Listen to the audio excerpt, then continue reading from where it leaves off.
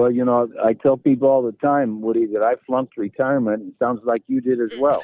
Yeah, I wasn't very good at it. Forgive me if I call you coach during this conversation. I'll try to pay you the respect of your new title. But if you would, Jim, walk us through real quick how this came down. It almost seems like this fell into your lap out of the blue. Well, it really was. I worked very closely with Governor DeWine back when I was president at Youngstown State University, and especially through COVID and all that, with all the various things we had to kind of learn on the run, and state was very supportive with all of our needs and our students' needs, and then started working with him some on some education and workforce initiatives, and we were talking back and forth about some things, and he called on January 31st and said he was going to be in the area. Was I in Ohio? And I said, well, I had been in Florida for a couple of weeks, but I was back in Ohio. And so he said he wanted to stop by, that he had an idea. When he stopped by, he had quite an idea.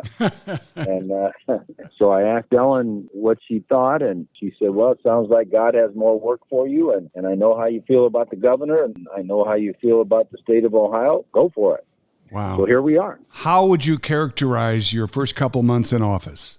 It's really been good. Every day you're learning. And, whenever you get to meet a whole bunch of new people, it's fun. Staff is tremendous, and just so many people that are passionate about what they do. And I think every private citizen should get to see behind the curtain in terms of just how complex and enormous the needs are of an entire state of 12 million people and very diverse state. It's just been a lot of fun to learn about the needs and hopes and expectations of everyone across the board.